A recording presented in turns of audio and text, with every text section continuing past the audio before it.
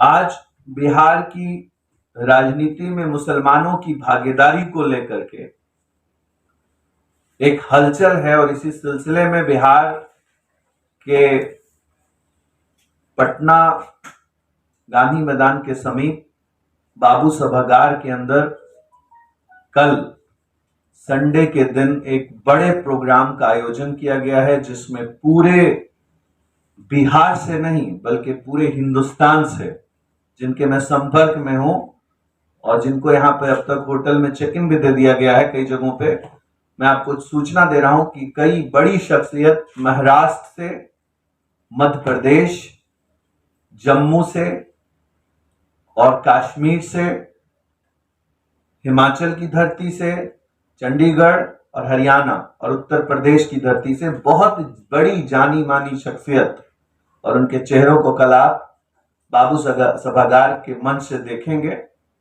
और सबसे बड़ी बात, इस बदलाव में कई बड़े उलमाए दीन भी कल मंच पे मौजूद होंगे।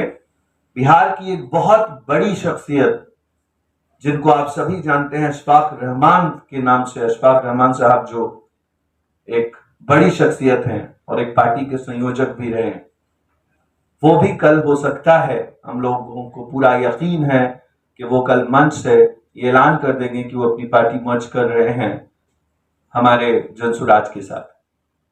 और मैं आप सबको बहुत एक खुशी के माहौल में आमंत्रित कर रहा हूं, सभी मीडिया के लोगों को, कि आप भी कल उसमें शामिल हों और इसके गवाह बने कि बिहार जब बदल रहा था, जब बिहार 2025 में बदलाव की तरफ था, तो आप उस वक्त बिहार के बदलाव को अपनी आंखों से देख रहे थे।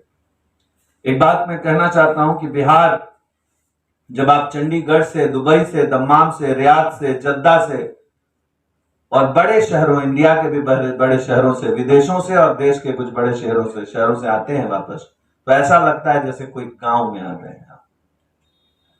एयरपोर्ट से लेकर आप पटना के जैसे बाहर निकलेंगे तो ये और गांव की शक्ल और खराब होती जाएगी और पिछड़ापन आपको दिखता जाएगा।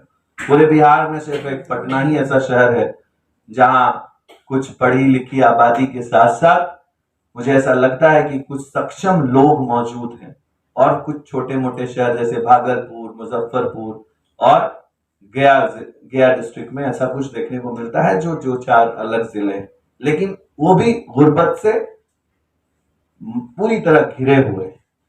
इस बदलाव के नहीं का कारण आने वाली जो राजनीतिक सोच है, जो बिहार के साथ छलावा हुआ है, जो ठगी हुई है, उसी के मद्देनजर इस मंजरनामे को बुलाया गया है। और पहले के 4 बड़े बाबू सभागार की सभा से यह साबित हो चुका है कि बिहार बदलने जा रहा है 2025 में, और बिहार के इस बदलाव के गवाह बनने के लिए हम सभी बिहार के युवाओं को, बिहार के शिक्षित लोगों को, बिहार के मजदूरों को, उन मजलूमों को जिनके साथ जुल्म हो रहा है, वो बिहार के इस बदलाव में कल जरूर आए और शिरकत करें और इसके गवाह बने। पहले कि ये लीडरशिप कॉन्फ्रेंस है जिसमें हम फिर से एक बार 25 में एक नई सदी का इतिहास जब लिखा जाएगा तो उसमें 25 को गहरे अक्षरों में लिखा जाएगा और कहा जाएगा कि भाई 25 में फिर एक लीडरशिप एस्टैब्लिश हुई थी बिहार के बदलाव के लिए।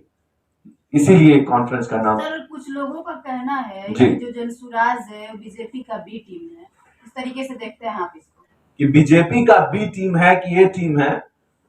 सबको पसीना आ गया है इस हालात को देखकर, 1 साल से पहले फेस्टिवल को। लेकिन आप नौजवान हैं तो मैं आपको जरूर जवाब दे दूं कि इतना सा सोचिए कि जब हम 243 सीट पर, पूरे सीट पर इलेक्शन लड़ेंगे बिना किसी के गठबंधन के, तो हम बीजेपी के खिलाफ भी अपना विधायक उतारेंगे, हम बीजेपी के खिलाफ भी अपना कैंडिडेट उतारेंगे, हम जेडीयू के खिलाफ भी अपना कैंडिडेट उतारेंगे, हम आरजेडी के खिलाफ भी अपना कैंडिडेट उतारेंगे।